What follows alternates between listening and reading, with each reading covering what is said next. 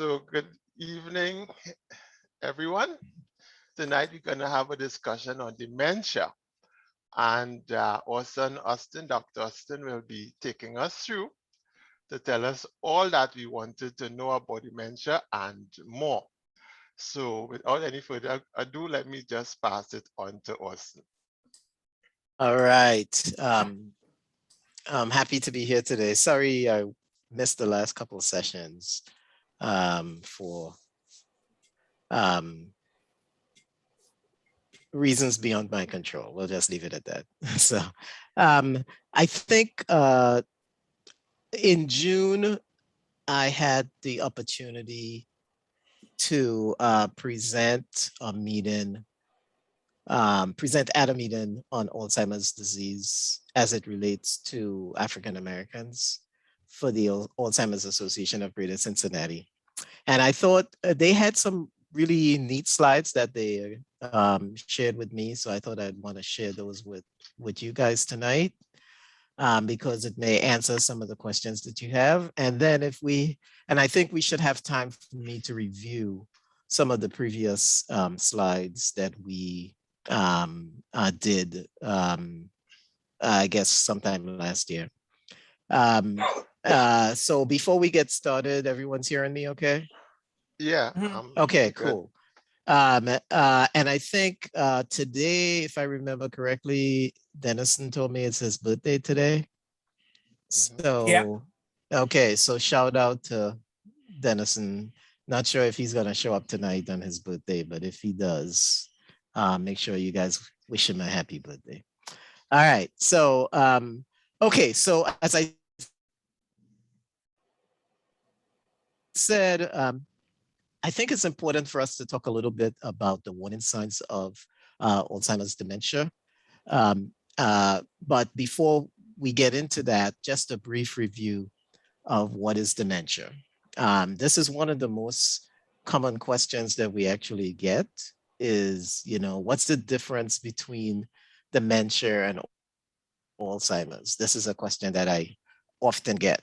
So as the chart indicates, dementia is the umbrella term. It's the big house.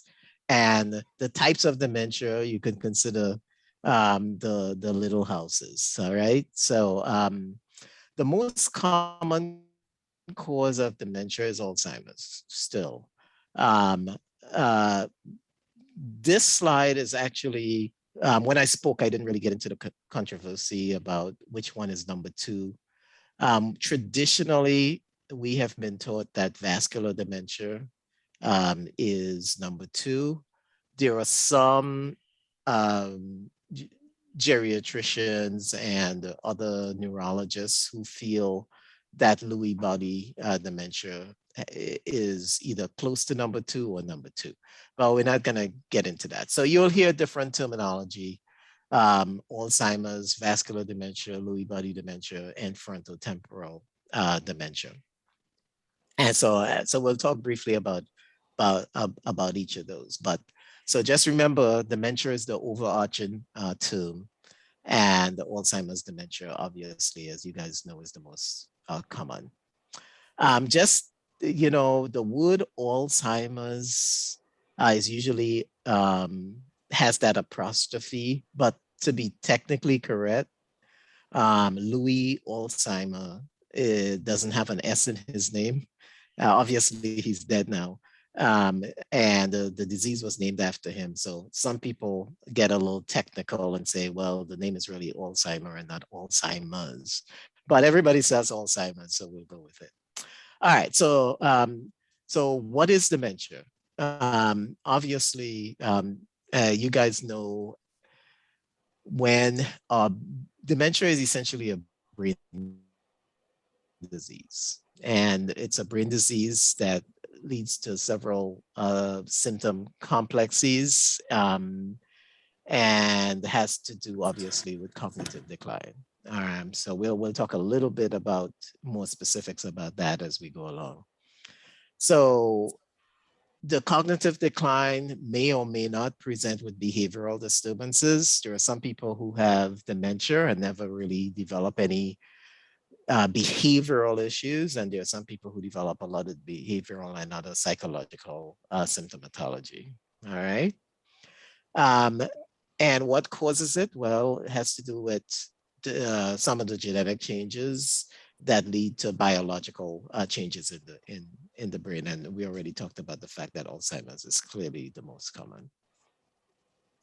Um, Alzheimer disease is not a normal part of aging, and it's a disease that clearly is progressive.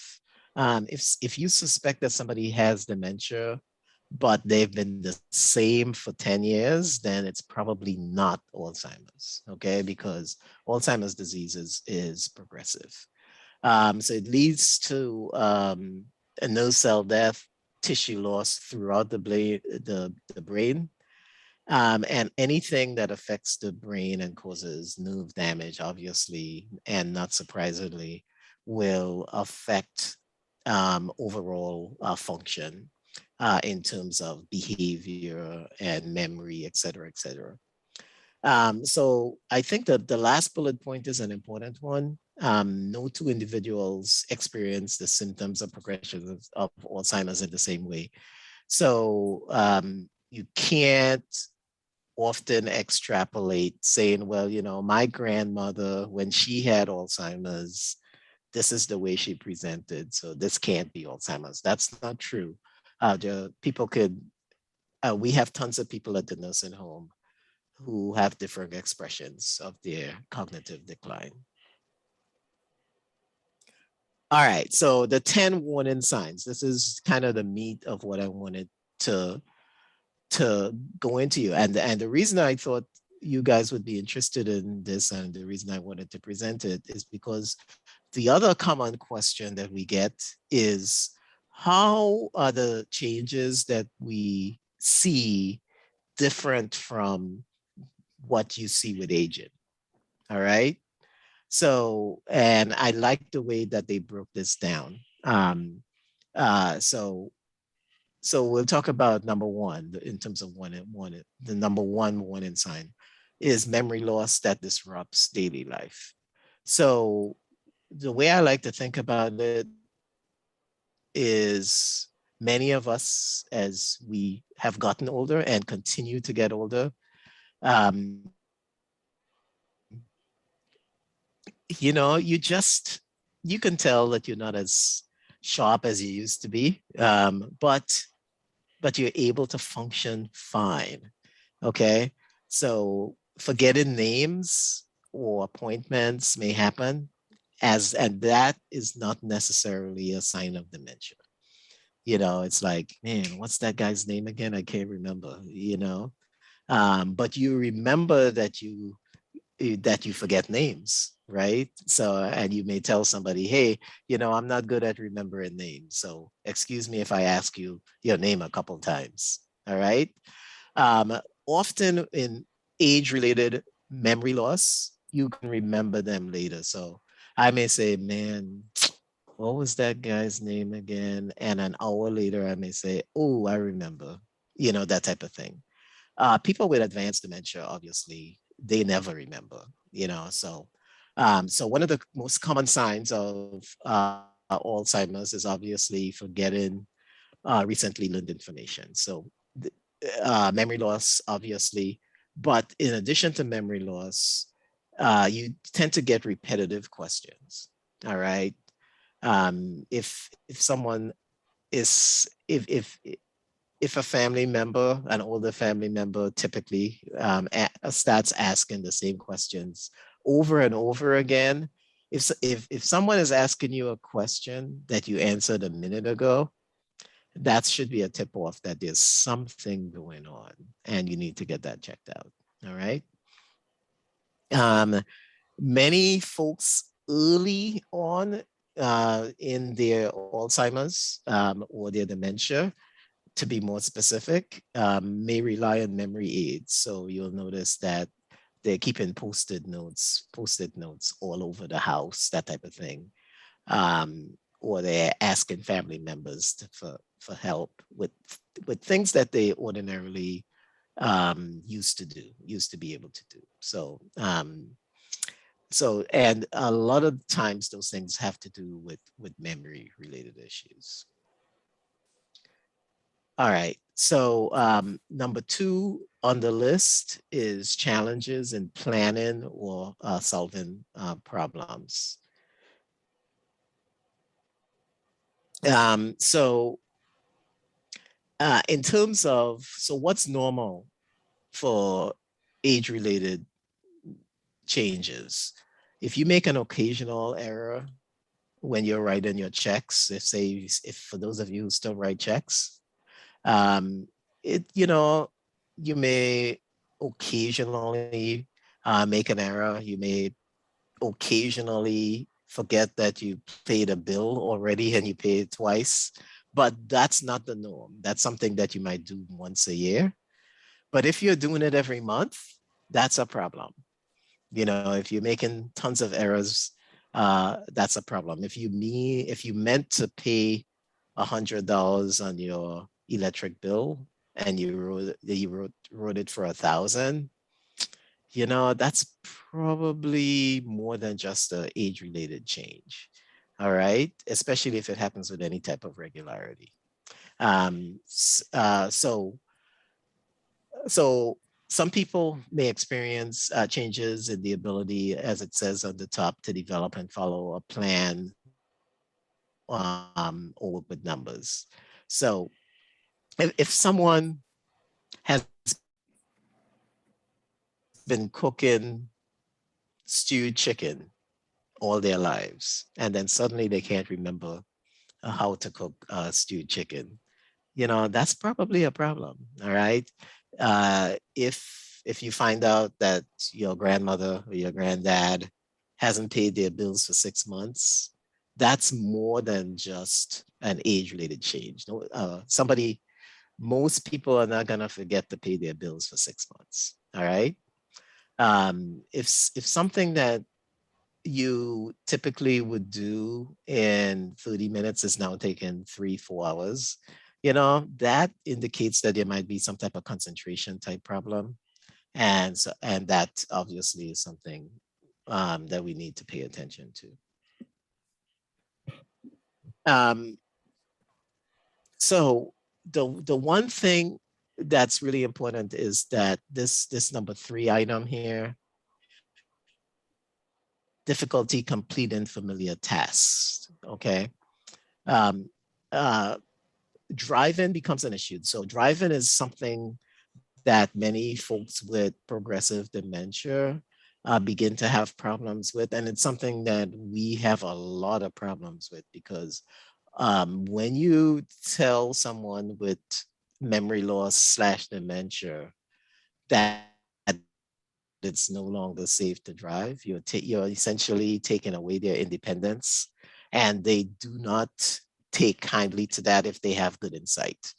For someone who has poor insight, then it doesn't matter, right? Because they don't realize, and they probably wouldn't be driving anyway. But folks with dementia who still have some significant insight, they get highly offended when you take away their driving privileges. And by the way, in the United States, every state has their own rules about driving, and whether physicians need to report someone that they suspect has dementia and is not a safe driver, et cetera, et cetera. So that's so if I don't know what it is in Canada, but it varies by state. Reporting criteria in the state of Ohio, we are not required to report, but we're encouraged to. But it's not. If I don't report someone, I don't necessarily I don't necessarily expect to see a police show up at my door. If that person kills somebody, while they're driving, then you're required to report someone that you think might be a danger to someone with their driving. Organizing a grocery list. Basically, if someone is usually shopping at whatever your local grocery store is every week, and it's something that they've done for 40 years, and all of a sudden they can't do it anymore, they can't keep a grocery list, can't organize a grocery list, if they usually play all fours and all of a sudden they can't remember the rules of all fours, even though they've been playing for 50 years, then that's a problem. That's not something that should be normal for somebody so yeah, so you might, if it's an age-related thing, you might occasionally forget some of the basic things. Hey, I forgot how to record a television show. Hey, just remind me briefly how to use the microwave, that type of thing.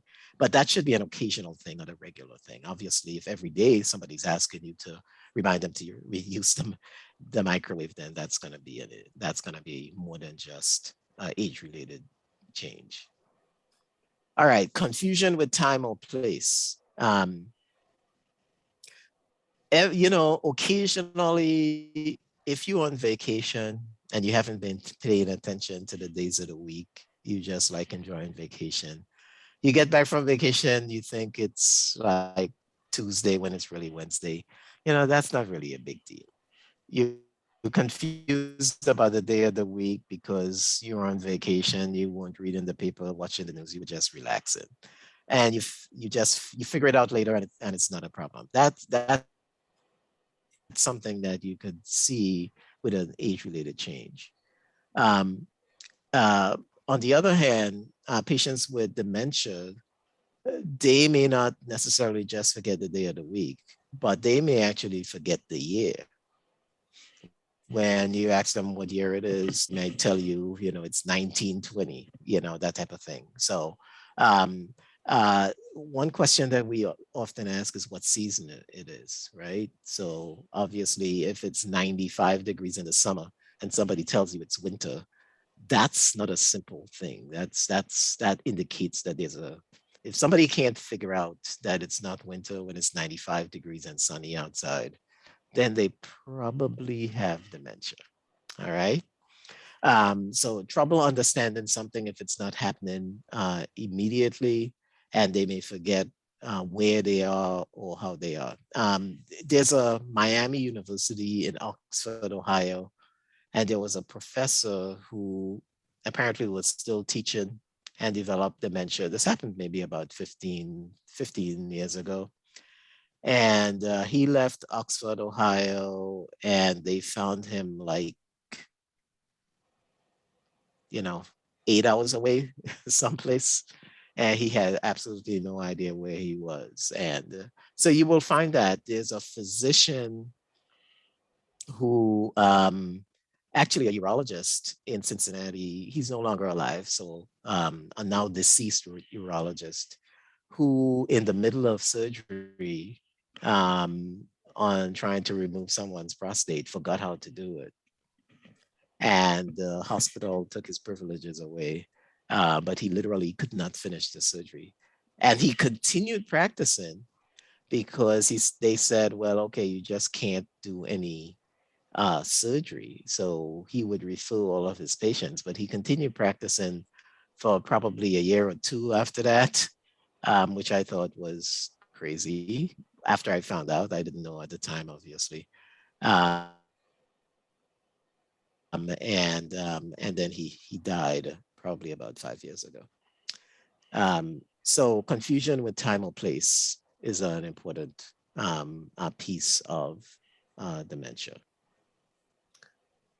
This is something that a lot of folks, lay people, don't really focus on: trouble understanding visual images and spatial relationships. Because of this, people with dementia often have this problem, and this is part of the reason why people shouldn't be driving with advanced dementia. Um, a lot of accidents occur with demented people when they take turns because there's something going on with that spatial relationship when you make a left turn, especially for some reason. Don't ask me why. Left turn seems to be worse, but um, reportedly, I don't know what the evidence says about that, to be honest, but one of my former bosses used to say left turns were a big problem. So vision problems can be a sign of dementia. Balance problems, reading problems. And another reason why these folks should not be driving um, during the advanced stages of dementia, especially, is because distance, that the ability to judge distance becomes grossly impaired, as can also occur with, color changes, contrast, et cetera, et cetera. So because of this problem here, understanding visual images and spatial relationships, this is the primary issue with driving, and why we often ask many people to, it's time to give up the driving. All right.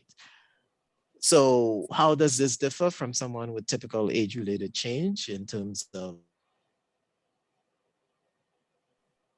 visual changes? The visual changes are going to be the most common thing in terms of the most common preoperative exams that we do in older adults have to do with cataracts. And usually after someone's cataracts are removed, the visual problems abate.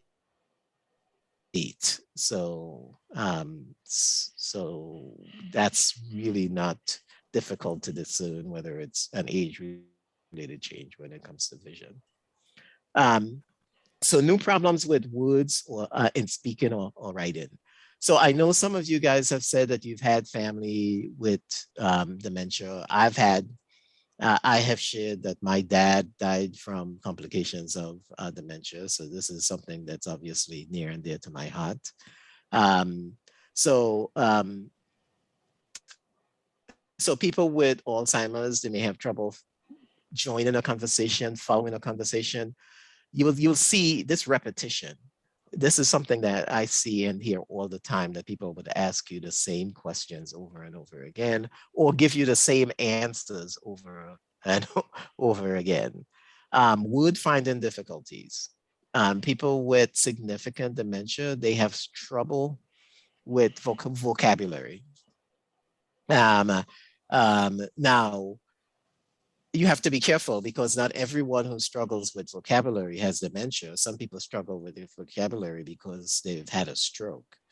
So after a stroke, you certainly can expect, not a, let me rephrase that. You certainly can have problems with vocabulary depending on what part of the brain was affected by the stroke. All right. And obviously, if you are struggling with vocabulary, it shouldn't surprise anyone that you may have trouble naming a familiar object, or you might use the wrong name, et cetera, et cetera. And and sometimes you're having a conversation with someone with dementia, they would stop in the middle of the conversation, and then they'll say, what were we talking about? That type of thing. So during the later advanced stages of dementia, it's pretty obvious to anyone with a little common sense that there's a problem. All right. Now, how does this differ? These signs differ from someone with a typical age-related change. Occasionally, all of us may say, "Well, what's the word I'm looking for?" And eventually, you'll figure it out. That type of thing. But that's not something that's happening every sentence. Whereas someone with dementia, they're struggling repeatedly. So it's pretty easy to discern the difference there. All right, misplacing things and losing the ability to retrace steps. All right. The truth is, for most of us, it's occasional. We might misplace our keys occasionally. We may misplace things occasionally. But 90% of the time, it might take us some time, but we're usually able to retrace our steps and find them. All right. But here's where it might be pretty um, obvious that there's a problem, and something more than an age-related change. You've heard me use the example of somebody who left their keys in the refrigerator. Well, if somebody said, I left my keys in the refrigerator, that's not something someplace that people typically, needless to say, lose their keys, right? They're not gonna put their keys in the refrigerator. So that should be a red flag. When you hear something like that, it's like, why would this person leave their keys in the refrigerator? That type of thing. So the other thing that we see is that there's oftentimes many patients with dementia develop this paranoia, and they have a paranoia of people stealing from them. So we get that a lot. My kids are stealing my money. The cleaning lady has been stealing my stuff, that type of stuff. So there's this paranoia that people get with stealing, and it may occur frequently over time, that type of thing. So it's not just the fact that they lose things, as I said, but that they lose things in unfamiliar places. All right, and they are unable to retrace their steps. All right, if somebody said, "Hey, I found grandma's money in the trunk of the car," and she typically never would keep money in the trunk of her car, those type of things. So usually, if you listen closely, you can figure out, was this an honest error, or is this something that portends something more serious? All right. Okay, decrease or poor judgment is number 8. All right. In someone who has an age-related change, they may make a bad decision or a mistake once in a while. You know, if somebody who's 75 years old occasionally forgets to change the oil in their car, to me, that's not something that would make me think the person has dementia. Okay, because I think most of us would probably do that at some point. All right. However, when someone is using poor judgment, I had a highly educated, I'll give you an example. I was seeing a guy who lived in independent living at a retirement community in Cincinnati. And this was a highly educated guy, PhD, really sharp, or so I thought. And someone called him on the phone, and he sent them like $1,000 or something. And I was like, this doesn't make sense. This guy, somebody picked up the phone, and because they do this a lot, certainly in the United States, I can tell you there are a lot of folks who know where older people live, get their phone numbers, and they know that, probably 2 out of 10 of them may have dementia, and they call them and they say, hey, if you send me a check, then, I will do this for you, or I will do that for you, or you will win the lottery, or whatever scheme or scam, I should say, whatever scam. So these are scams that occur. So this guy, that's when I realized this guy is too smart to fall for a scam like that. And that's when I realized, okay, he must have dementia. And sure enough, he did have dementia. All right. So this is something that's pretty significant. If any of you guys know someone or has been around people with advanced dementia, you notice that grooming or keeping themselves clean becomes an issue. Sometimes people don't want to change their clothes, don't want to take showers. Sometimes you have to fight with people with dementia, especially advanced dementia, to take showers. Or sometimes they think they have already taken a shower. They just can't remember that that was a week ago.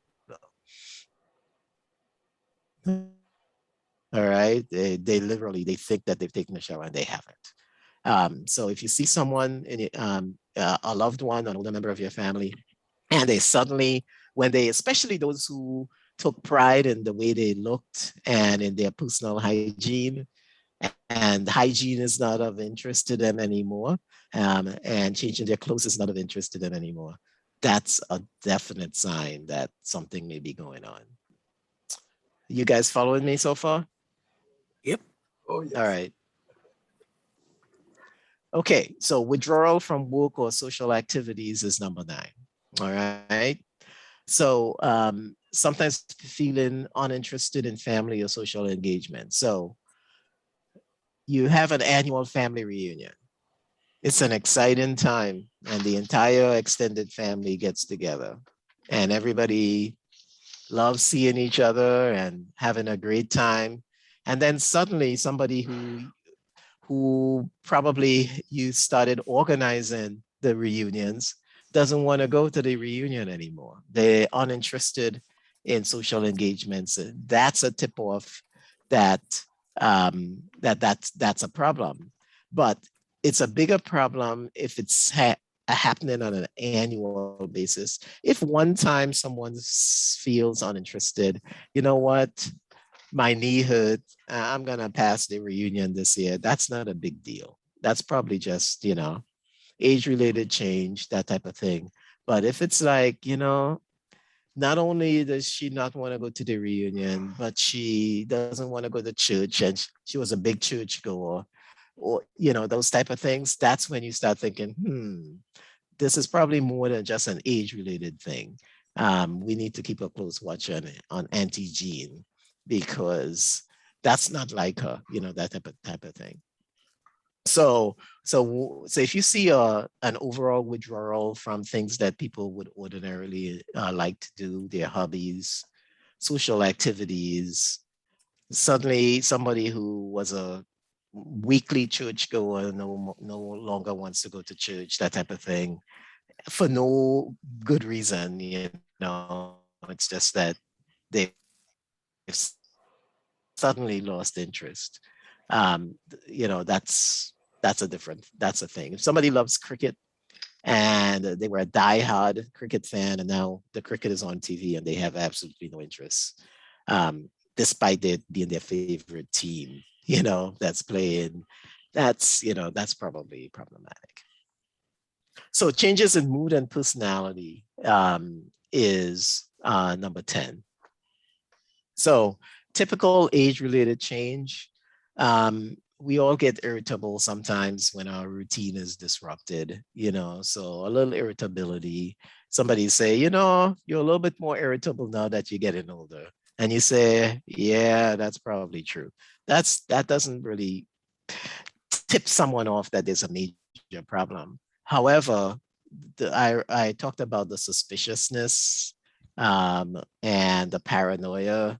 When that's a constant issue, and you couple that with confusion, anxiety, mood changes, be it depression or anxiety, as I said, then that's, if you couple something like this along with some of the other changes we already talked about, like significant memory problems, then you definitely need to get your loved one evaluated for possible dementia.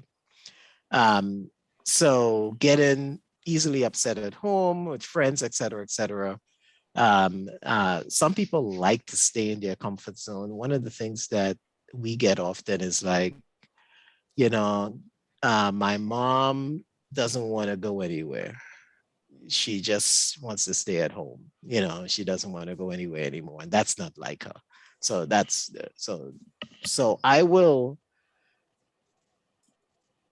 so just to review, these are the 10 that we've been through. So I will stop sharing here, answer questions, and then I could review some of the previous slides that we did if time allows. And I think we'll have some time to do that. All right. So I'll stop sharing. Orson, Yes, sir. on number 9, I just have to make a comment. Right? Okay. Now, withdrawal from daily activities and things, that is normally happen with West Indies cricket fan all the time. Yeah, but there's a reason for that, right? Yeah.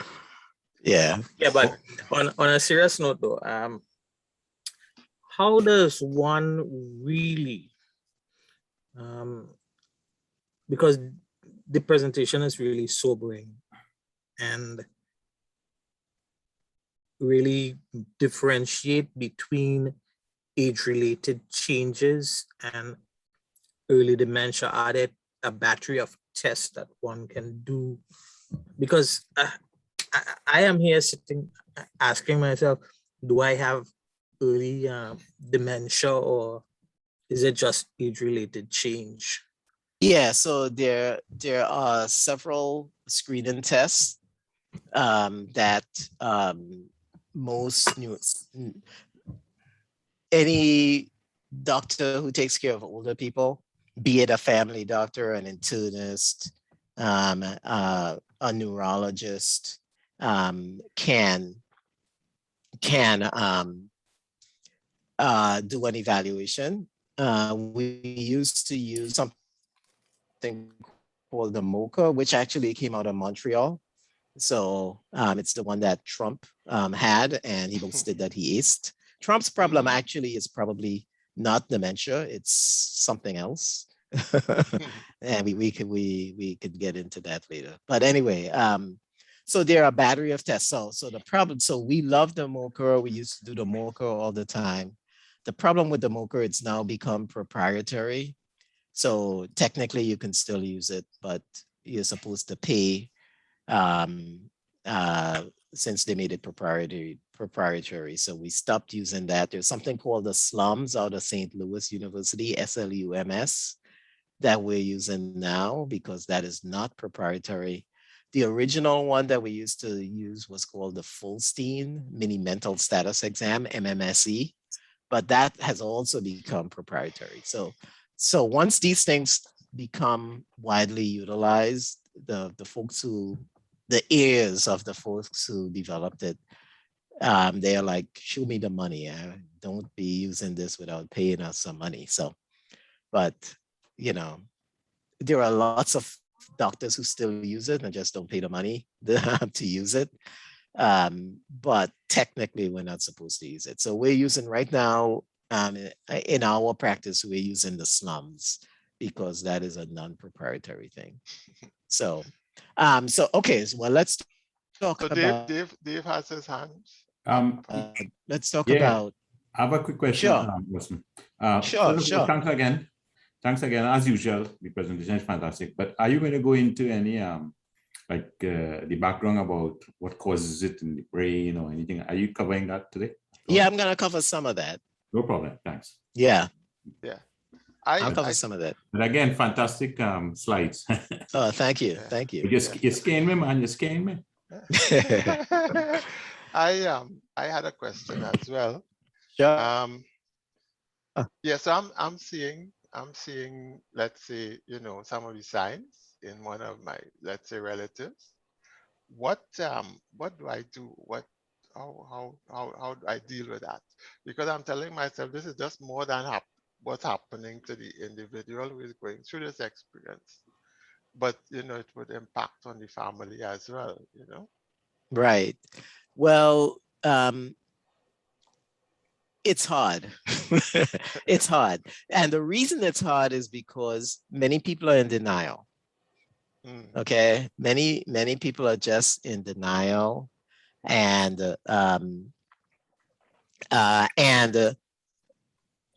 right now I have a 78-year-old realtor who clearly has dementia, and but she has good insight. So she still has good insight. So that's the issue. When someone has poor insight, it's not a problem because they don't really understand what the doctor is doing or evaluating anyway, right? But when people have good insight with their dementia and they're in denial, then just getting them to the doctor's office, we have a lot of people who just like refuse to come because they don't want to be told that they have dementia, right? So so the first step is to try to encourage them to. So here's the most geriatricians feel that this is one area where it's okay to tell a white lie. You don't have to tell. You can say, "Hey, I want you to go see the doctor for a checkup." That's felt to be fine because the greater good is to try to protect the patient and the family. Yeah. That type of thing. Awesome. I want to take a moment to wish Denison happy birthday there. And more importantly, he has we have two special Two of his guests that are kids. appearing on his screen, and they Two need of to his be kids. introduced. All right. I think it's Wendy's grandchildren, he says. Yes, yes. Okay, what Happy is birthday, your man. We said we wished you a happy birthday when you were not here. So good, good. You arrived So late to the party, introduce man. All right. yourself. You tell them what's your name and how old are you? I'm Taj and I am 11. And you? Okay. I am Tyke and I turn 8 on September 5th. Oh, All right. birthday's Oh, coming very up good. soon. Yeah. Yes. Very So when I turned 60, Ty said to me, Grandpa, you're 60 and I'm 06. Okay. All right. Very So last perceptive. year now, we celebrated our birthday together. He said, you're 61 and I'm 6 6 plus plus 1. 1. Yeah. Very So nice. this year I'm 62. What are you? I am Tick Flat 2 Okay. Very good. Very good. Very And good. these All children right. belong to Old Navy? Well, I don't know, but I think they want cake and ice cream. So All right. See, so Well, enjoy your cake and ice cream, brother. I will Thanks. slip out and All right. I'll Thanks for catch you showing up. guys next week. Yes. Okay. Nice to All meet right. you, kids. All right. Bye. Take care. Bye. All right. So All right. I know PK's hand was up first, I think. So we'll go with PK. All right. No, it's just that sorry for being late, but you showed a slide where you described where this guy was just giving away money. But I think it takes two to tango. So you have these people who have Alzheimer's, but I'm not sure if it's an affliction or it's a gift that people in the general public who can diagnose Alzheimer's before doctors can, and they actually start preying on these people. All right. Yes. I'm talking from a personal experience, a loved one. They know when the pension check is coming in, when the money hits the bank, they will take you down to the bank, they take it out, they go to buy rum, whatever it is. And it's a social issue. And the person with the Alzheimer's places more trust in this quote unquote friend than they will in the family who has their best interest in heart. You know, Right. it's really a social issue. Yeah. Yes. 2 cents. Yes. Yes. And I Yeah. called, so in Cincinnati, that's a really good point, and I should have mentioned it, PK. So thanks for bringing that up. Sometimes the paranoia is justified because because some people are really stealing their money, so trying to fix sometimes, and sometimes it's difficult to tease out. I had a patient in my practice who I really felt was being financially taken advantage of. And I called Adult Protective Services and they refused to investigate. They said to me, hey, we don't have enough to go on, sorry. But I knew that she was being taken advantage of, but I couldn't even get APS, is what they call them in Cincinnati, to investigate the case. So, all right. Hey, Orson, can I jump in with a comment? Sure. You know, that question that DePisa asked, wouldn't it be better to him to talk to like the spouse of that person to get him to the doctor rather than trying to go to the person? And then no, you always go to the next of kin. I mean, a friend, if somebody is the person who has power of attorney, okay, assuming that those papers have been arranged. Sometimes it's not, but if it's not, let's assume that it's not. If somebody's married, then obviously the spouse is the one. We can't expect a cousin to bring someone in unless the spouse agrees. If the spouse says, leave my husband alone, then you just gotta leave the husband. peace. Yeah. But I'm saying instead, one of the things that people like myself are experiencing is we have employees who are entering early onset of dementia.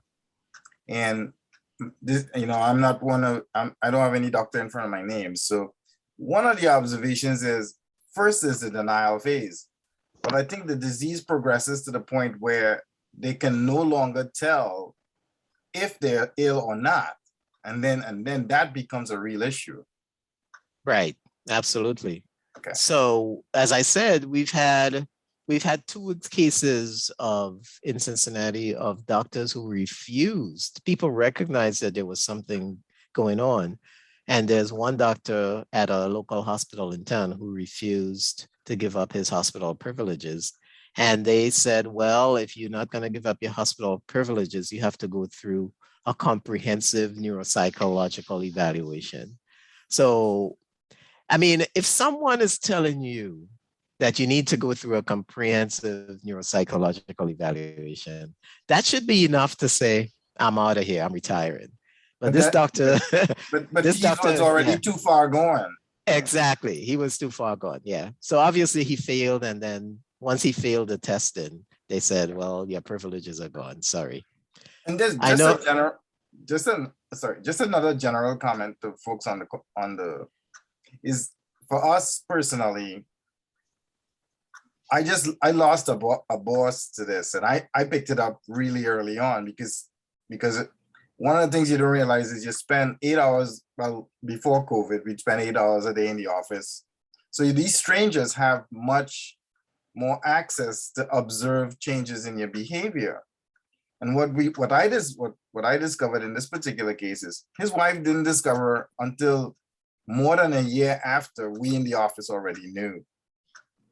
You know, and I confronted him, and he was in the state of denial, and then, you know, he fought it, you know, and it was embarrassing, you know. But once they go past that certain point where their judgment goes, it's pretty Yeah, tough. pretty But rapid. just for us, you know, if somebody comes up to you and say, hey, I don't want to pick on anybody, let me pick on me. You know, Peter, you know, hey, you know, you're forgetting more than usual, you know, you might want to go get checked up, you know. Don't be rude, you know. Take the advice, you know. Take it seriously. Yeah, even if you're in denial. Yeah. Yeah. So I think this Mr. Can had his Peter, hand up. Peter So I had his wanna, hand up. Yeah. yeah. Yeah, Yeah. I had a question. What are we talking about again?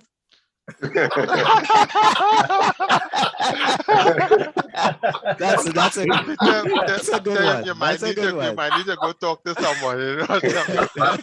Actually, I was wondering about drugs like Prevagen. Are they useful in terms of slowing the effects of especially memory loss, or is that just a? I'll answer that question, but why do you have shades on? It's not shade glasses. Oh, okay. All right. It's All just right. the screen. She's just so Okay. All bright. right. Light a flambo in the room now, boy. The way I'm So- situated, you know.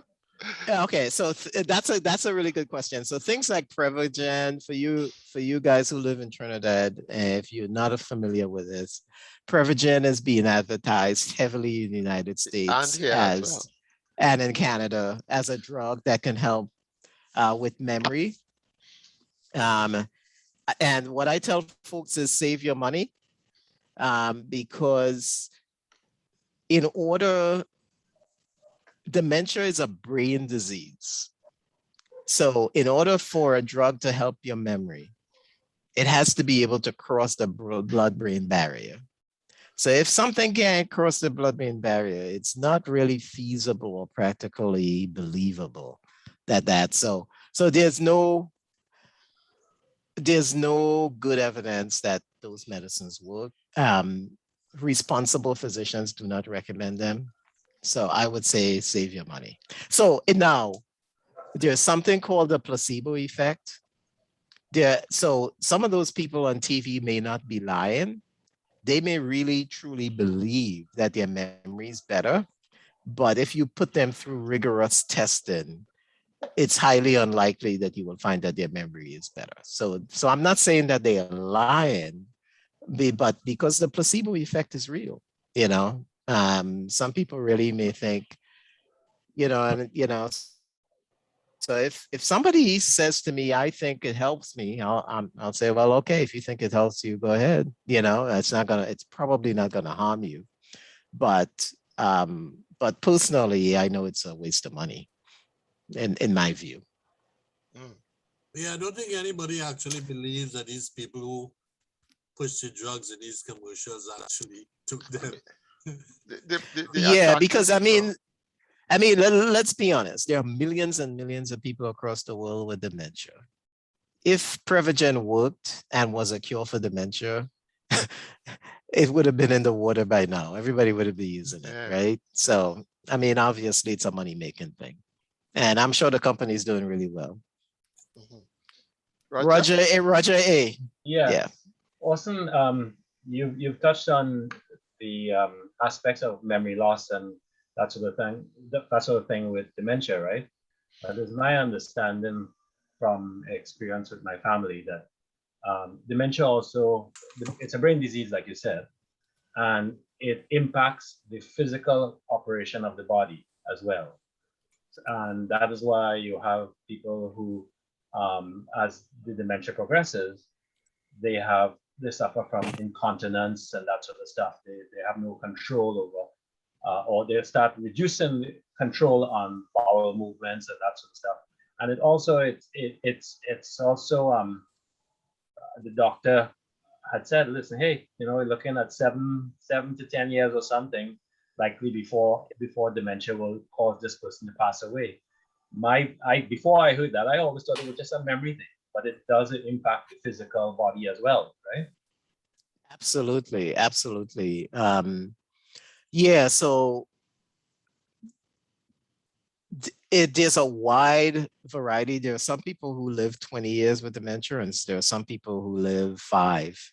But the average is just as you said, somewhere between 7 to 11 years or thereabouts, in terms of from diagnosis to death. By the time someone is diagnosed to death, it's gonna be so. So right now we don't have a cure for dementia. That goes without saying. I think you guys know that. The Alzheimer's Association was hoping that by the year 2020, we would have a cure for dementia, but that's obviously didn't happen. But tons and tons of studies, billions of dollars are being appropriated to Alzheimer's research in North America. So hopefully there are some, there are some medicines that we use there's still no cure for dementia, but there are some medicines that can in some individuals slow the process down a little bit, but it doesn't even work universally. So some people get absolutely no response to them, and for some people it seems to help slow the process a little bit. Yeah, I just wanted to raise the point about the physical aspect of it And the actual yes, death that results from it. So it's not just yes. a person getting forgetful. It's quite serious. Yeah, so we Yeah. call it end stage dementia. When somebody reaches the end stage, many of those people end up on hospice, and die. And they may die from other things, but it's really when you fill out the death certificate, my former boss would say, yeah, they died from pneumonia, but the pneumonia was really second because of the dementia. So then it becomes, what do you put on the death certificate? Do you put Alzheimer's, dementia, or pneumonia? We always used to get into fights about that. So is it pneumonia secondary to Alzheimer's, dementia, or is it the other way around? That type of thing. Orson, are there forms of this disease that would affect the memory but never progress into the physical deterioration? Not if somebody lives a long time. So there's memory that wouldn't be dementia. There are some people who just have age-related memory loss, but they don't have dementia. So dementia is a loss of cognitive function beyond just memory is one aspect of it. But so if memory is the only thing affected, but everything else is intact, it's probably going to be more age-related memory loss. You're not going to see decline in some of the other things. With dementia, you're going to see declines in other things besides just memory. Yeah. But one thing that I didn't hear you talk about, and it seems to happen a lot where people just walk away. Like up here, we find people walking away in the middle of winter and dying because they froze outside.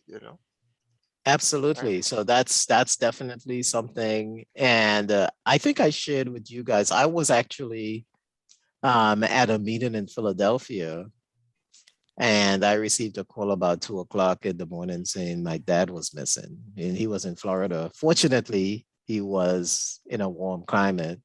He was in Orlando, and he wandered away. And really, they had to put out an APB with helicopters and all that type of stuff to find him. So um, so that stuff happens all the time where people wander away. But And go ahead. so not everybody, but that's the thing that's weird about this disease. Some people wander away and some people do not. There are some people with dementia, they never open the door. They just sit, they'll sit in the chair all day if you don't, but there are other people who are pretty inventive about trying to find ways of escaping from the house. There are some people with deadbolts, which obviously poses a fire safety hazard if there's a fire, right? If you lock your grandmother in the house, and then it is a fire and she can't get out. So it becomes a problem. So the other thing that I wanted to talk about, one of you guys talked about incontinence. In the United States, and I suspect Canada too, and probably even Trinidad, one of the leading causes of nursing home placement, one of the leading reasons for nursing home placement is when a demented person becomes incontinent. There are some kids who would say, I'm gonna stay with mom. But once mom starts having fecal incontinence, there are a lot of people who said, okay, I just can't handle the fecal incontinence thing, and having to change my mom's diaper every, 3 times a day. So once that happens, a lot of people say, okay, it's time for the nursing home, that type of thing. So, Mhm. yeah. What about technology? I mean, certainly today with all of these different wristbands and other things and GPS and so on. Yeah, so yeah, the wristbands are pretty important, and I'm embarrassed to say that I just I think because I was living in another state, I didn't really think about the wristbands because I didn't realize my dad was wondering, but I should have done it anyway. But so I urge people now that you should definitely get some type of wristband in case somebody gets lost. At Yeah, least, in, for us, we have my mom has a pendant, and she hangs that around her neck, and that detects falls in the house, and they will if they detect a fall, they will call, and it's on a big speakerphone, and they can talk to whoever is in the house. But also, if she wanders, it has a GPS tracking device in it, right? The only problem with it is the wristband sounds good because the pendant she might take off. Mhm. When she's going to have a shower, we find that she's taking it off, which is no good. That's when you're going to fall, right? right. Unfortunately, though, she's not a wanderer. She is lock up the house, close the louvers, and and she inside. So Television. the other thing we didn't talk about is fire safety. If somebody has dementia, sometimes and quite not infrequently they may forget the stove on, Right. Yeah. and that can lead to fires, and you can understand how it could lead to bigger problems than just fires. So so that's a question that we ask. Do you forget the stove on? Or does she ever forget the stove on? Does he ever forget the stove on? That type of thing. Yeah. So yeah. Interesting. All right.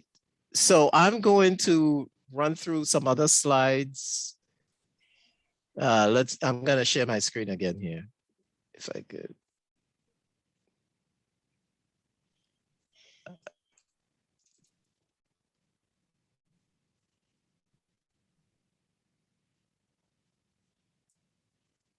Here we go. Slideshow.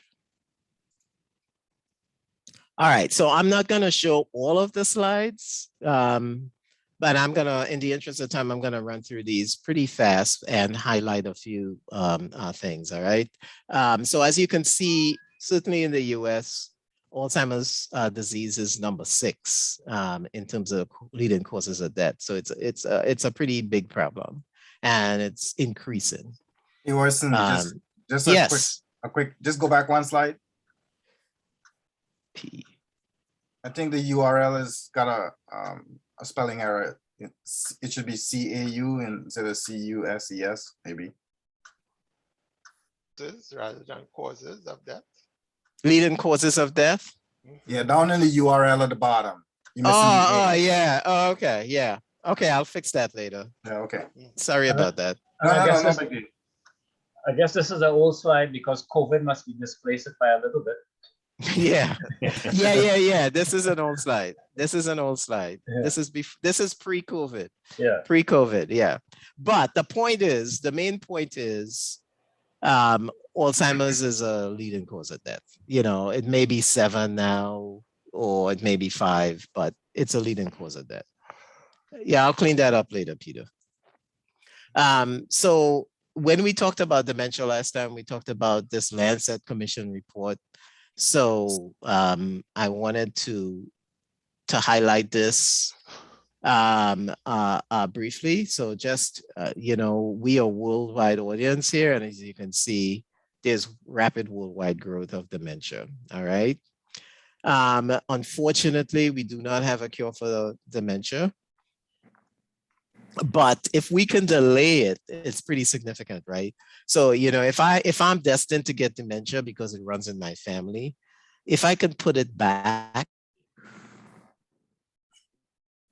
10 years, that would be beneficial to me significantly, because I'd much rather get dementia at 80 rather than 70, right? Or at 8 or at 90 rather than 80, you know, whatever it happens to be. There are some countries that are showing a slight decline in dementia, according to this Lancet report. That's not something that I actually hear from the Alzheimer's Association, but I did want to put that in there. In the US, the decrease in prevalence is felt to have something to do with education. Might I ask, as we on that slide, what impact has COVID have on dementia? Given, you know, the stresses within a lot of families, you know, dealing with the COVID story. Yeah, it has a huge impact according to the Alzheimer's Association. It's probably leading to, now it's a mixed bag, right? Because increased stress, less financial resources, etc. Last year, and early this year, people were not putting their loved ones in nursing homes. Guess why? Where were a lot of the older people dying? They were dying of COVID in nursing homes. We lost a lot of people to COVID in nursing homes. So there are a lot of folks with dementia who ordinarily would have been in nursing homes who were not because of COVID. All right, so here's the slide about income, and so high income seems to be somewhat protective. So lower and middle income countries are more significantly impacted per capita than rich countries. So why do you guys think that is? Stress, resources. Diagnosis and yeah, well, yeah. So education, you know, money helps. Money helps with a lot of things, but remember, people who are highly educated, what part of their body are they using a lot? Brain. Their brain, right? Their brain. So keep that in mind. So continue reading. It may help. So the hypothesis for the epidemiology of dementia, Alzheimer's specifically, neurodegeneration as a result of the amyloid cascade. So the amyloid builds up in the brain, leads to neurotoxin, that type of thing. So 3 stages of Alzheimer's dementia: preclinical. MCI stands for mild cognitive impairment. So this is someone who is not really demented yet, but they are starting to show changes of some cognitive stuff. All right. Now, people with MCI, not everyone with mild cognitive impairment goes on to develop dementia. So it can be a precursor of dementia, but it doesn't always indicate, so I mean, is it possible that somebody could have some cognitive stuff going on, but it's not progressing at all and it stays there? Yes, that's possible. But many times those people eventually do develop dementia. So Alzheimer's has a genetic component. There's no question about that. I think Gaurav was asking about this. So we're not going to get into the specifics of it in detail, but just to know that there are chromosomal gene mutations on certain chromosomes. And by the way, you can, in the United States and many parts of the developing world, I'm sure in Canada too, a lot of the neurologists are now doing lumbar punctures, right? They're doing lumbar punctures because you remember what we talked about, right? And what this slide indicates. There are so many different types of dementia. It's not just Alzheimer's, right? So sometimes it's difficult to differentiate, well, is this truly Alzheimer's or not? And a lot of the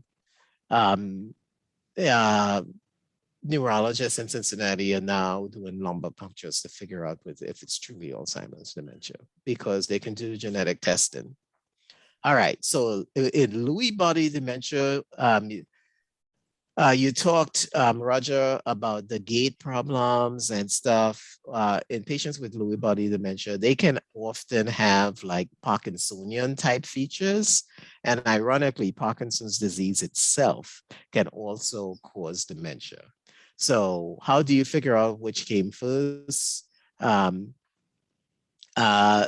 Parkinson's disease dementia usually comes late. So if somebody has, somebody may have had Parkinson's for 15, 20 years, and then they developed the dementia. Whereas people with Parkinsonian symptoms with dementia, those may come much earlier, okay? So that's the one that we talk about, Lewy body dementia. Vascular dementia has to do with people with vascular risk factors. We talked about this at a previous session: high blood pressure, diabetes, stroke. If I see someone with dementia who has high cholesterol, diabetes, they've had a stroke, they've had an MI, then there's a good chance that their dementia is more vascular in nature and may not necessarily be Alzheimer's. Now, on the other hand, there are some neurologists who say there's a mixed dementia, and some people can have technically 2 different types of dementia going on. I'm going to skip this slide in the interest of time. So I could send these slides out to any of you guys who have a strong interest in this. I can send you the entire slide packet. But hippocampal volume, so exercise. So I'm a big prevention guy. I'm always like, well, is there anything that we can do to help prevent dementia, or to help prevent dementia from getting worse, right? So there is some evidence that, so again, I want to stress, we do not have a cure for dementia, all right? So I don't want anyone to think that we have a cure for dementia. But if we could delay it, or we can prevent it, something we can do to help prevent it, great. So exercise, there's some evidence that exercise may be helpful. Not going to get into all the physiology of it, but moderate intensity exercise, it's postulated that may improve blood flow to the brain. Exercise may increase the volume of the hippocampus in the brain. So, there's some resilience, cognitive reserve, basically cognitively healthy people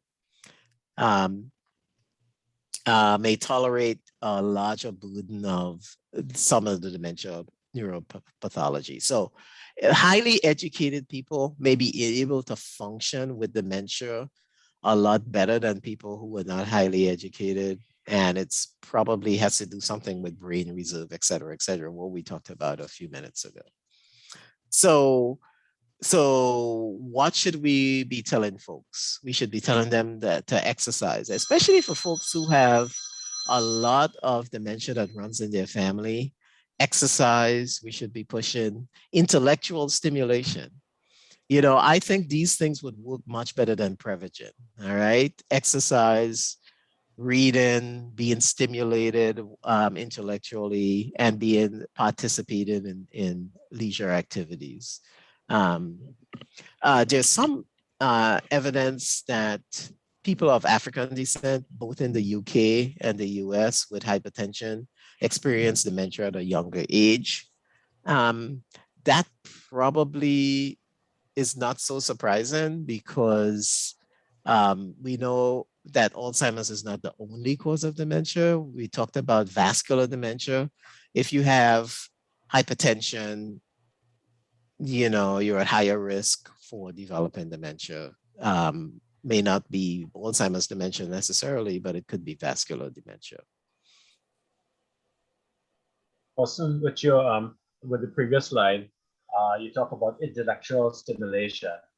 The neurologist that we saw, he was saying things like, you know,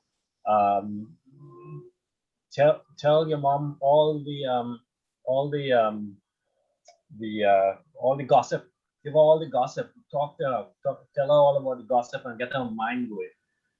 Even though she's never used a cell phone, get her old cell phone and give it to her and make her figure it out. You know, these type of things, right?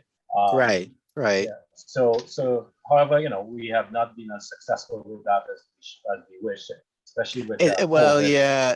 Honestly, it probably has a lot to do with the stage of dementia. There's going to be a point in the dementia where that's not going to work. It may be more helpful early on. Yeah. But you know what I mean? Yeah. Yeah. One more Yeah. quick question, Orson. Sure. I've often heard that people who suffer from dementia or Alzheimer's generally have long-term memory, so they remember things when they were smaller or whatever. But like things that happened today and yesterday, totally, you know, out clueless. Absolutely. Is Sure. that true? That is very true.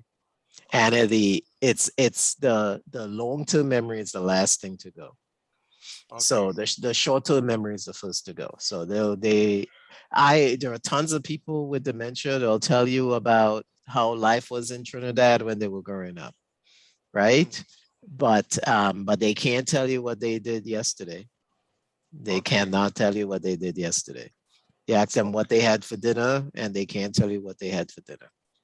And you know, we've had people who have had dinner, and an hour later they're saying, "Nobody served me dinner. I'm hungry." You know, and we have the opposite.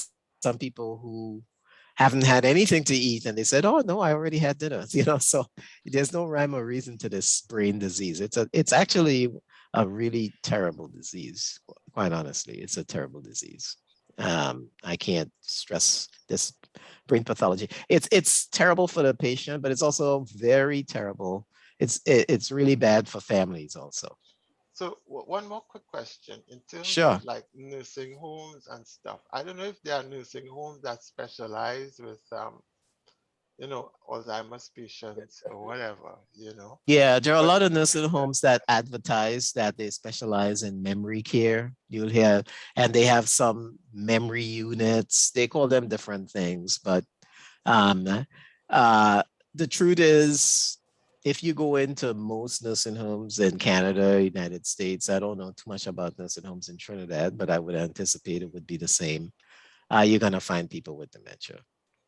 So you know, you're gonna find the people with dementia at almost any nursing home that takes Yeah. care of older adults. Yeah. So basically Yeah. here in Ontario, you have your seniors residences and you have people who go in there and they have what they call independent living. So they have a unit and they even have a kitchen and stuff and they could cook for themselves or they could get the meals from the homes. But as you progress, they get more care and the dementia patients will end up in things like you said, memory care. And if you in that, obviously, they get a lot more first-hand care from PSWs and that sort of stuff. And then if you're lucky, you can get into the government run equivalent to memory care. And what happens is that you pay the rent, but the government pays for the care. So it reduces the amount of money you have to put out. Instead of putting out $7,000-8,000 a month, you might only have to put out $3,000 or $4,000 a month, right? So that's how the senior residence system here, generally, from what we understand, is. Okay. Well, in the United States, I don't know if they have these in Canada. There's an intermediate,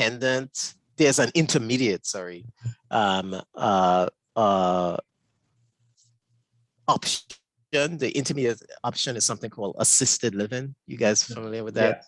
Yeah. Right. So if somebody is not that far gone, they have dementia, but they're in the early to mid stages and they still can walk fine and they can eat without assistance, that type of thing, then some of those people can go into assisted living facilities. The problem with assisted living facilities in the United States is that many of them, people have to pay out of pocket. And if you don't have money, then assisted living may not be an option for you.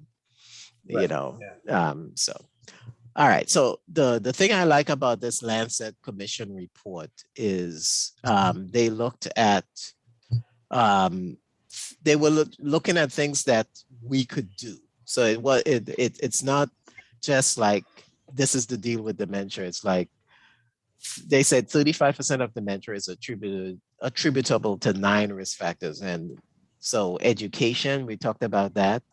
So here's a good reason. When people say, well, you know, I hear the argument all the time about, well, you know, I'm not sure that going to college is beneficial anymore and stuff. I just kind of shake my head because I know that the more education that we can get our kids, probably the better off they will be for a whole variety of reasons. But anyway, that's a side conversation. Midlife, hypertension, obesity, if we can work on blood pressure, weight control, hearing loss is one of the ones that I really wanted to point out and remind you guys about. We talked about this when we talked about this last year, but you may, if you forgot, that hearing loss does impact dementia. And if you're talking to a demented person who can't hear, I mean, you might as well forget it. All right. So if you can get people, the problem with hearing aids is that in the United States, they're very expensive. Hearing aids expensive in Canada and Trinidad? I don't know. Yeah, I think Trinidad. they are expensive here too. Yeah. PK, what did you say? Well. Oh, okay. They're Yeah. expensive here in Trinidad, but there's something called RECHI, which is a non-profit organization in Port of Spain, where there is some assistance, but as with any program like that, the demand is always greater than the service which can be provided. Yeah. Right. So remember that the Alzheimer's is not the only cause of dementia. I keep on happening on that. And this is why you keep on seeing these vascular diagnoses on here: high blood pressure, diabetes, smoking, physical inactivity and stuff, because Alzheimer's is not the only cause of dementia. So working on some of these other things may also help with dementia. That last point you have there about social isolation. I know for a lot of people, their workplace is like their social space as well. And oftentimes when people retire, they're gonna lose that. And that's where the social isolation thing really kicks in. So I don't know if you could speak to that, you know. Oh, absolutely. I mean, there's a guy, this guy's actually an engineer who worked at GE. GE has a plant here in Cincinnati. Mm-hmm. And he did, so the interesting thing about this guy is and he's not demented, but I can see that he's at risk for developing dementia because a lot of his friends that he used to play golf with have died. Most of his golfing buddies have died. So he stays home, he's retired, he stays home and he watches TV all day long. And he doesn't do anything else. Hopefully not Fox News. Yeah, Hypertension, you know. that would give me hypertension, I can tell you that. Yeah. So so yeah, social isolation is big. No question about it. Yeah. Dave has his hand up. Yeah, Sure. I was just curious as to, with all the technology we have right now, why would the availability or the cost of hearing aid be so expensive? Or is it just being manipulated by the healthcare providers? Well, it's expensive in the United States because Medicare doesn't pay for hearing aids. Govin had So, something in the chat about that. A okay. hearing aid from India. Okay, don't know go if you want ahead. to speak Tell about us, that, Govin. yes, talk about that. Govin? This guy used to lecture to us at the university. And when he go to India, he would buy these cheap hearing aid and come with it. Sometimes when you ask him a question, he used to give you an answer not related to the question we asked. I remember Brilla, man. But I think sometimes used to get the answer in Hindi, but I don't know. Interesting. But it's really a big problem. So a lot of demented patients do not like hearing aids, but they do better with them but they lose them. Speaking of dementia, it's not surprising then that some people are just saying, well, if you're the daughter of a mom who just spent $3,000 on hearing aids and then they lose them after a week, you know what the daughter says? That's it, I'm not buying anymore.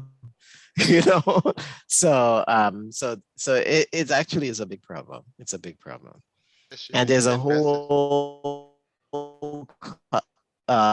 industry should be this expensive with all the technological advances that we've had, but it's just a money-making thing. I mean, it's not, it is what it is. People with Medicaid sometimes can get hearing aids, but it's not every year. It's like the Medicaid may pay for a hearing aid once every 3 to 5 years or something like that. Orson, Yes, sir. heavy alcohol use up to 50s, 60s, that has an effect? Yes. Anything that can damage, think about it, anything that can damage the brain can cause dementia. So heavy alcohol damages the brain all the time. So there are some alcoholics who never get brain damage, but some of them do. So it does have an effect on your cognition.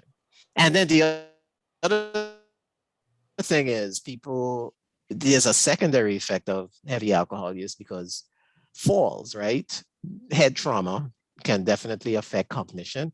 So people who are always drunk, eventually they're going to fall and hit their head. And many times they'll fall and hit their head repeatedly. And we know that. And you guys know about the whole issue of CTE in people, in like football players who die, American football, who die of yeah. So any head trauma, anything that causes head trauma can affect cognition. No question about it.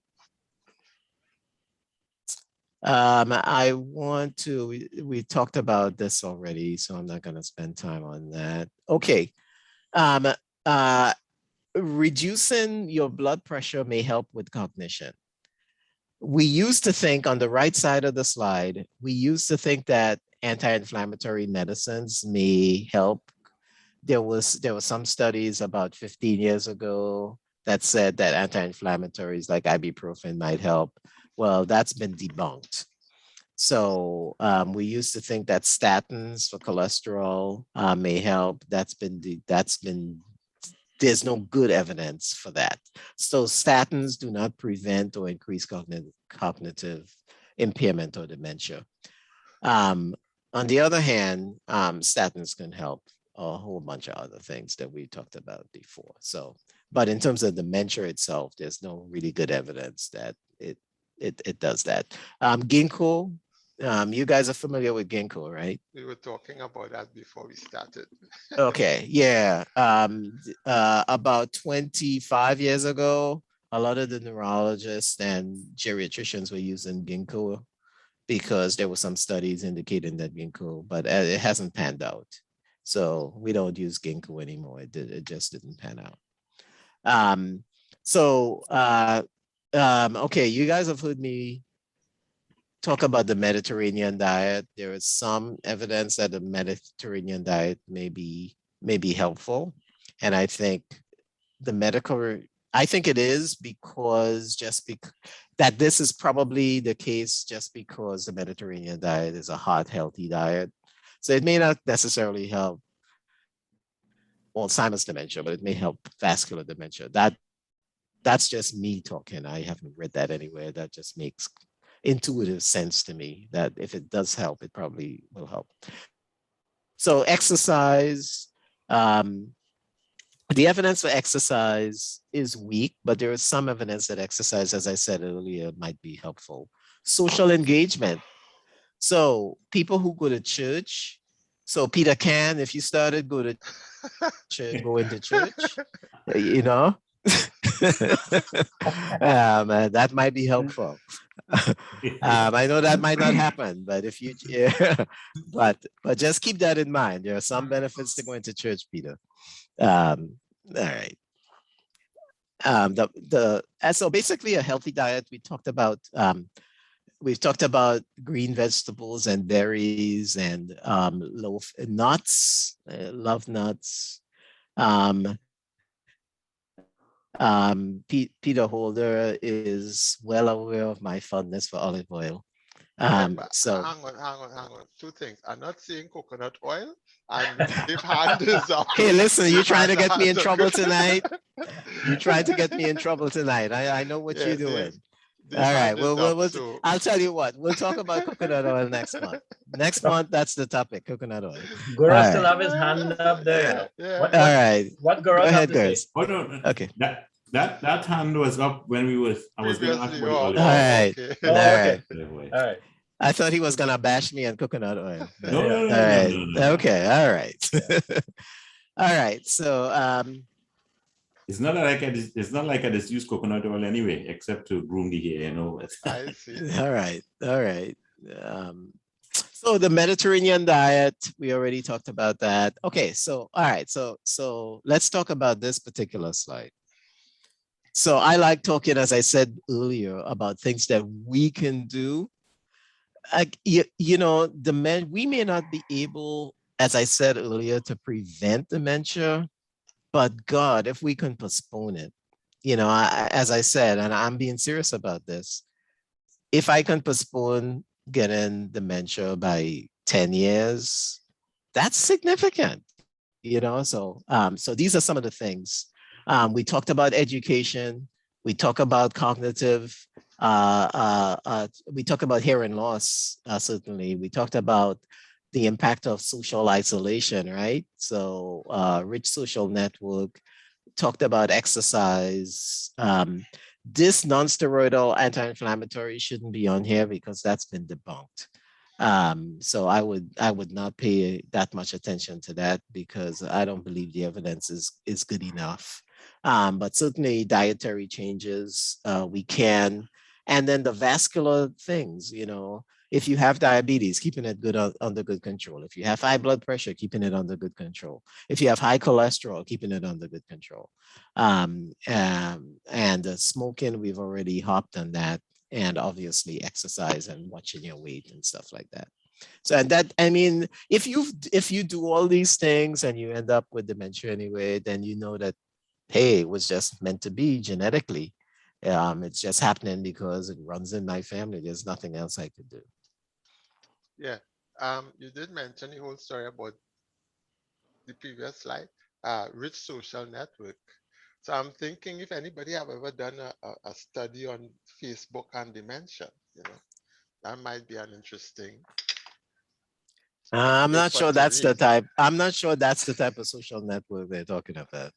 But it would Well, be, yeah, because that's think about how many times you probably get angry looking at some of those Facebook posts, so it's not like everything on Facebook is positive, well, so true. yeah. This one we already kind of talked about, so I want to end by, this is the slide I wanted to show you as a summary then. Oops, sorry. So we talked about education, all right? The less educated are at higher risk for developing dementia. So if you have grandkids who don't want to take education seriously, then, this is certainly just another reason why we should encourage folks to take education seriously, in my view. Um, uh, and in oops, previous, sorry. In midlife, paying attention to hearing loss. So what if someone has early dementia? That's the time to really hop on getting them the hearing aids or other hearing devices that may help them. Trying to avoid traumatic brain injury. So I didn't allow my kids to play American football because I was like, no, that's we don't need that traumatic brain injury. Kids who are showing up with recurrent concussions, that just, I mean, when you think about it, you don't have to be a rocket scientist to figure out that can't be good for the brain. If somebody's getting concussions every year, how could that possibly be good for your brain, right? It just doesn't make any sense. Here, somebody asked about alcohol. It's on here. This is from the Lancet Commission. So just as I said, yes, heavy alcohol use isn't good for the brain. High blood pressure is not good for the brain. Keep an eye on obesity. But as you can see, these are some of the things. You're not talking about major changes. You're talking about maybe a 1% reduction in risk, that type of thing. But look here at later life, okay, as you move down the cascade. In later life, smoking cessation, 5%. That is pretty significant. I mean, look at social isolation, 4%. So don't keep your parents and grandparents socially isolated. Go visit them frequently. Get them involved in, whatever type of activities you think they would enjoy, that type of thing. So there are some people with early dementia, they have adult daycare centers in the United States where there's somebody can pick them up on a bus or a van at 9 a.m. and bring them back at 4 p.m., that type of thing. So Orson, DP had talked about COVID before, and this year and a half of isolation that Right. only served to exacerbate the situation with. I'm sure I'm sure some people are doing the studies now. So within the next 6 to 12 months, I think we'll have a lot more information on that. Yeah. But it's really good. Once a good study comes out, I'll share it with you guys. But the social isolation thing is really big. So the things in later life, but look now, I want you guys to look at the percentage of things, okay? If you go back to midlife, look at hearing loss, 8%. We could have 8%. That's pretty significant. So that's why I keep on hopping on the fact that it's too bad that hearing aids are so expensive. Because when paying attention to hearing loss is pretty big, education is obviously pretty big, and smoking, social isolation, depression. And those are the things that are pretty big. So when all in all, when you look at this whole schema, look at this, potentially modifiable factors, 40% according to the Lancet Commission. That's pretty significant. So don't just throw your hands up in the air with the dementia thing, there are some things that we can at least try. We got to give people hope. We can't just tell people, well, you're done for, you have dementia. So we got to give people something to hope for.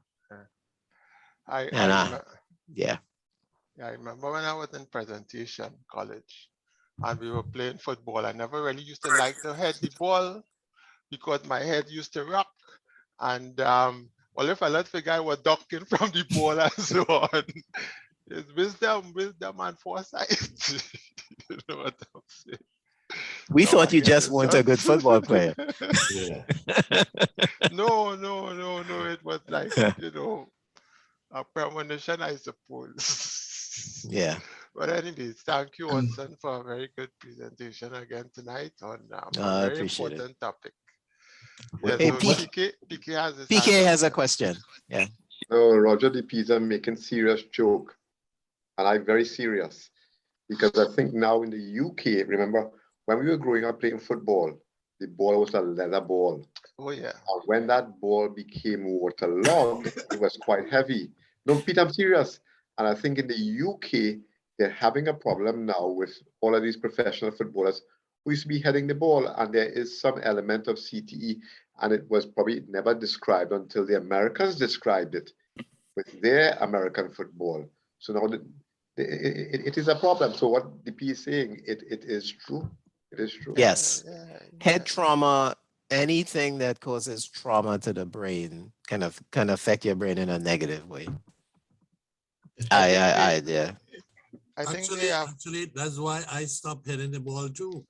Because the first time I really Yeah. headed a ball, it was a wet ball, and it was Yeah. a very heavy ball. And I remember I sprained my neck. Mhm. Just the force of trying to hit that ball. So DP, I don't know if I noticed you and I was following in your footsteps or what, but Yes. That makes me feel so Well, good. you were following in the head steps. Yeah. You know, Bradford, do you you have a know, comment? I follow the Premier League and UK football every day. One of the things that we're talking about recently is about restricting the number of the head, The putting of the certain, ball, yeah. yeah. I think it's up to 12 years of, especially in schools, etc. They're restricting the number of times you can head the ball. And they're taking a serious view of this because recently there have been quite a few famous footballers who've been suffering from dementia. So every day you see, oh, yeah, so and so now has dementia. So it's being considered very seriously in football. and we all enjoyed watching Ray Golden or Poland Rusty Coconut on somebody else.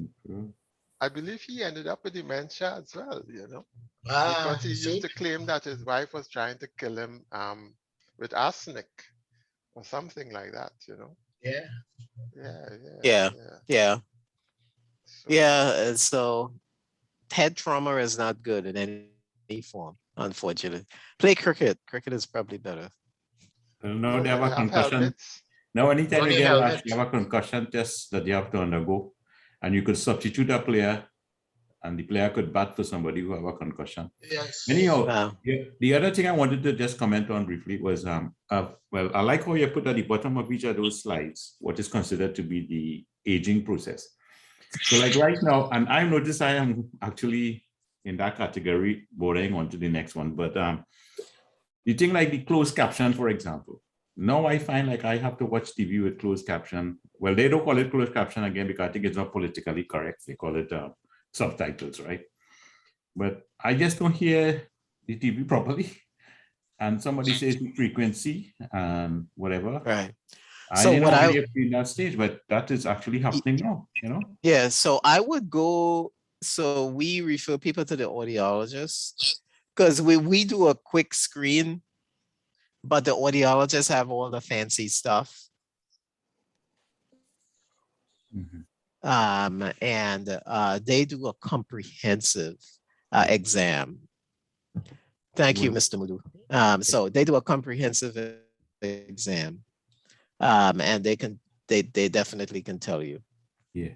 Well, Peter responded If to that, me you know, privately. yeah. Peter responded to me privately when I was asking if you ask your wife. But I remember over 30 years ago, I did go for a hearing test, right? And the doctor had said who had complained about me not hearing. And at that time, I had told him it was my wife. I was still living in Toronto. And he says, well, that's normal. You don't hear your wife really. But no, I think upon reflection, Peter, as you respond to me and tell me, yes, because you're right. Those are the people who are probably going to be most in contact with.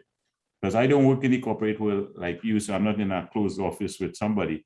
But as you're right home here, the problem is, if you tell them that they're hearing it, doesn't really work out that much. That's right. That's right. But this agent thing is not the most pleasant experience, I must say.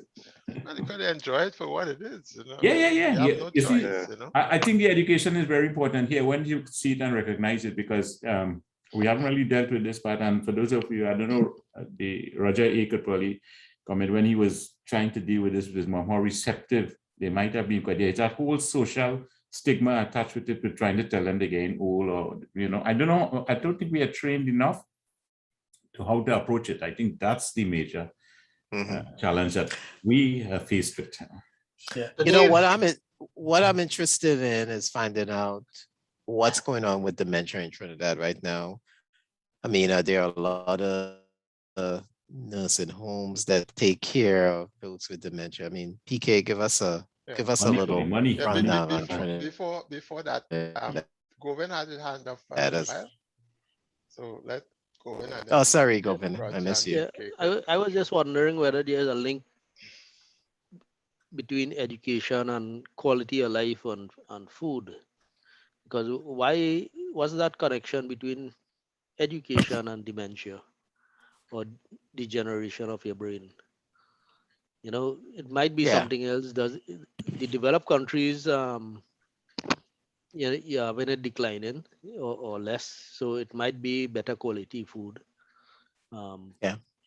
Because the Lancet Commission looked at women. They fed their children, the more education they had, better the food that they fed their children. So it might be some kind of other link. Yeah. So there are what we might call confounding variables. Yeah, I can see that. That's a good point.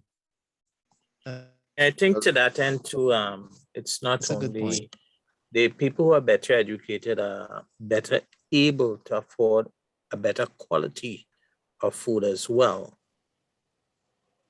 Right.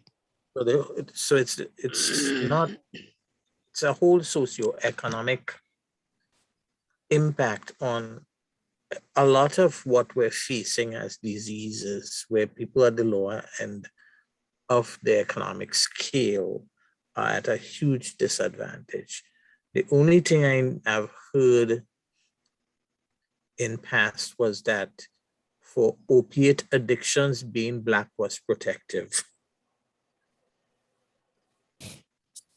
Talking about education, I think while the data for education is strong, the connotation of the word education, I don't think is all encompassing, because it's not only education, I would say it's curiosity, in the sense that there's a book I read, an article that alluded to a book called The Nun Study. And what they did is that they looked at essays that these young girls would write when they were entering the novitiate or whatever it is that the nuns enter, follow them through, and then see who got dementia. And they were subjected to a rigorous analysis. They even had, upon their death, they would donate their brains to science or whatever to analyze it. And the take-home message from that was, people who became nuns and would go into the more academic endeavors, all right, they were less likely to get dementia than those who would probably do the more menial things where they weren't being stimulated intellectually. But you're not going to be stimulated in something intellectually, yes, based on a task that you're doing, but you have to have curiosity. So even if you're doing a manual activity and you're curious and you want to self-improve, that might lend a certain amount of weight to take you away from being predisposed to dementia. Curiosity. So education, yes, but you'll find a lot of people who may not have finished high school, whatever it is, who lead successful lives, all right, manage their business, manage their families, but they have no papers, but they're curious, as Roger said, listening to the radio, doing this, actively engaging, reading newspapers every day. All right, so that's my spin on it. And dementia insurance, a lot of the homes where the elderly go, I'm familiar with one because I have family member, whatever it is, who's in one. And she's there for health reasons. But I think out of 20-something people there are 2 people who don't have dementia. She's one of them, and there are 2 others who don't have dementia. The vast majority of the people who are in these homes have dementia, and it is quite onerous on the families to maintain them. But I mean, families rally and they put the resources together, and they looked after. They do in fact look after their loved ones, but it is a challenge. You think curiosity is something that could be manipulated? A sense of curiosity, that need to find out stuff and get meaning, is that something that could be manipulated? I think curiosity comes from within. You're talking about the nature of somebody's personality, their mind, their soul, who they are. All right. So you can have somebody who is very curious, all right, who maybe not gifted academically, all right, but he's always thinking of how he's going to do something with his hands better, create something, and I think that probably plays a large role as well. Yeah, like Mr. Dean from last week. Exactly. Yeah. Mm-hmm. Curiosity. Mm-hmm. Interesting. So all that work Michael put down trying to educate us, was for little because we were all curious people. Yeah. Mm-hmm. Interesting. All right. Any here for Michael today? Michael. He just posted something. He just wrote in the chat. Yeah. Yeah. He has to leave. He has to subtitles. Right. I have to leave. I had a hard day, right? But yeah. Like I said, my mother and grandmother had Alzheimer's, and my sister is trying hard not to get it. I won't stop working, I have my own businesses, so I could keep working all the time. But I'm not showing any sign yet. Unless you're on denial way, but you have to ask us that. You can make your own judgment.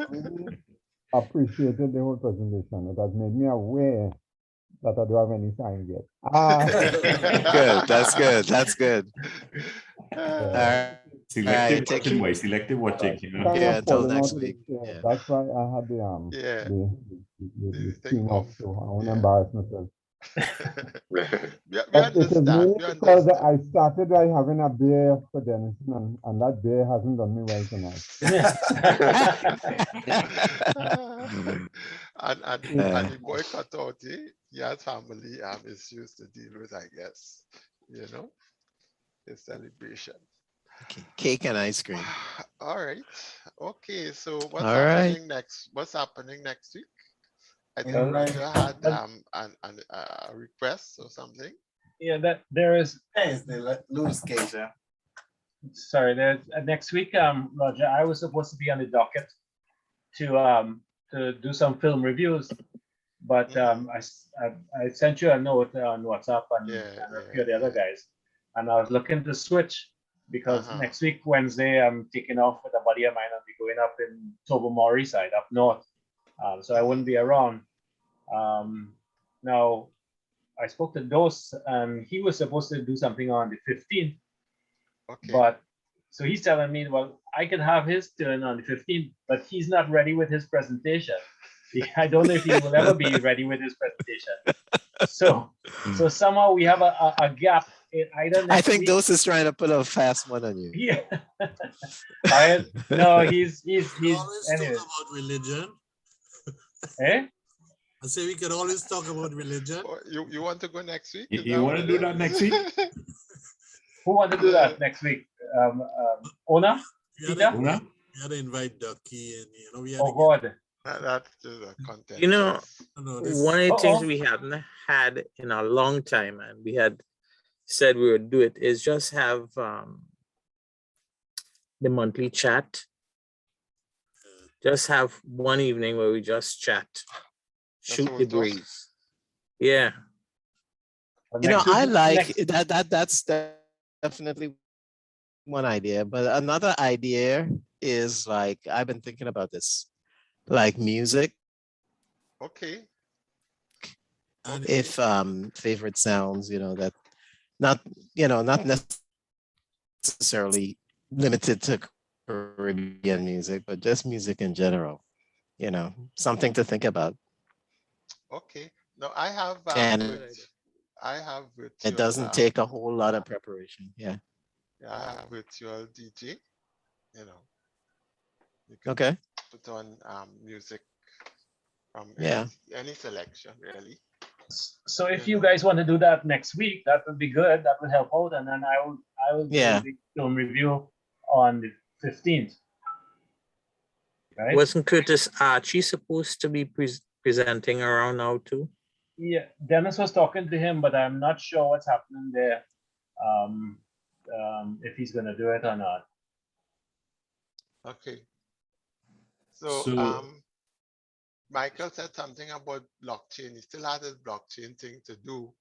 The question is when, Michael? When you'll be ready? I have it on a YouTube just to play it when you're ready, and after we play it, we can discuss it. So it is ready all the time.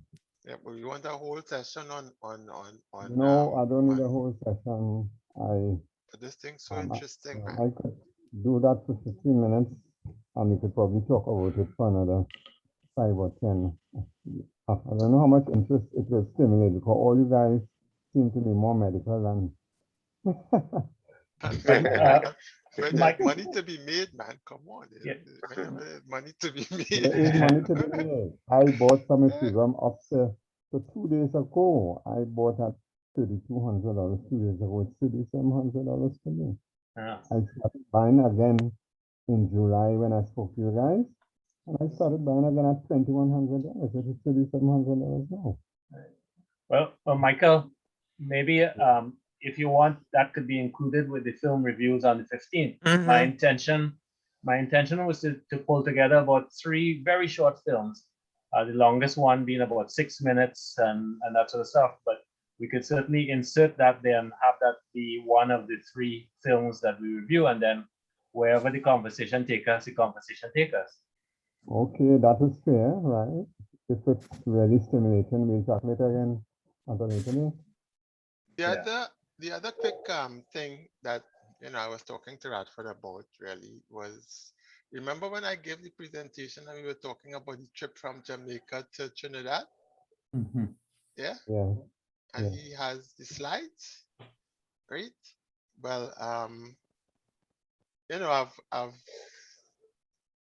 I think I can convert those slides, Radford, into thing. I kind of found out a way to do it easily, right? Since we spoke this morning. So if you could put your hands on those things, maybe you can try to put together something for next week. I don't I'll know how have to you look feel for about. Yeah. I know you have to do some Yeah, deep searching I on haven't all those. seen my slides in about 20 years. Yeah. Yeah, well, as long as you could put your hands on them, we can do that. Otherwise, we can do the music thing. Yeah.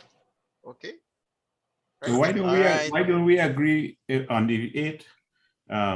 DP, you will continue to host, I guess, since you're going to be doing it, and we just go with that one. And then on the 15th, you have the other Roger coming on, and then later on, at some time in October, we can do the coconut stuff, but I have another idea how we could approach it, Orson. I'll talk with you offline and a few other people, and we're gonna put something together rather than a physical debate.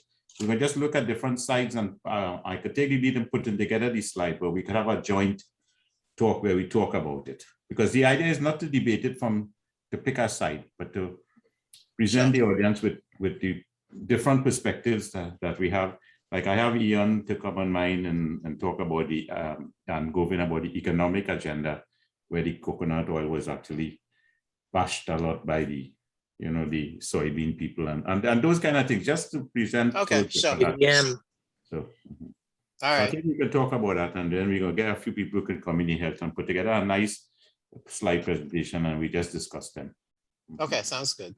Yeah. And one of these days, gentlemen, we have to have a serious discussion about religion. Yeah, well, if you want to take the lead, you're the man. I disagree. That's If very you contentious. do religion, you also have to do philosophy.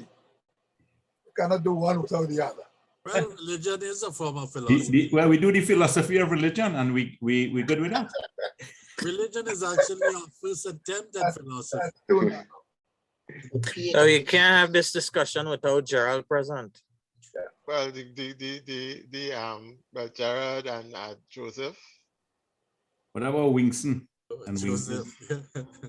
What about Winston? It wasn't Winston. He was a brother, yes, but I don't think that he has, too much, sway one side or the other now, All right, guys, I gotta run. Yeah.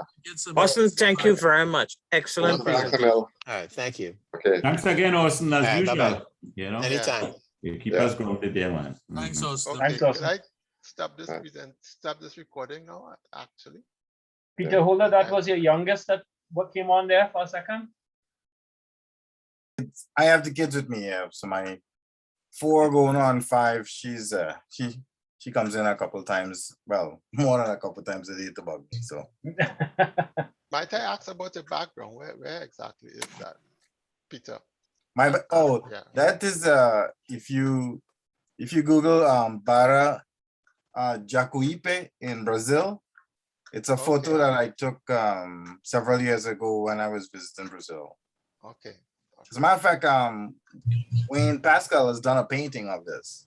Okay. Oh, nice. Okay. I thought your background is a town man. You from town. Newton. From Newton. Yeah. Good night, Michael. See you next week.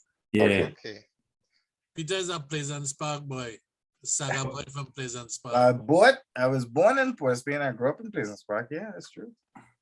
Gentlemen, I run in. All right, cool. Yeah. Later. Take care. Cheers. All right. I can now All watch right. all the rest of the the CPL. All right. Going on there in that. So you guys, Roger DePisa and Radford, you guys on for next week, and then I'll follow up on the 15th and stuff with films. Okay. I hope I find those slides. Yeah. If All not, right. we're gonna do a music something. A Yeah. jam and wine session. The fallback I know- is the music. Music. I know right? that we didn't need the wine woman today, but whatever. They could come. They could appear next week, Roger. But I want to see it. But you'll have to record it. Yeah. All right. See you guys. All right. Thank you guys. Okay, Have a then, good night. bye-bye. All right, take care. Good Thank you, night. gentlemen. Okay, bye. Enjoy the rest of the week. Yes. too. Yep.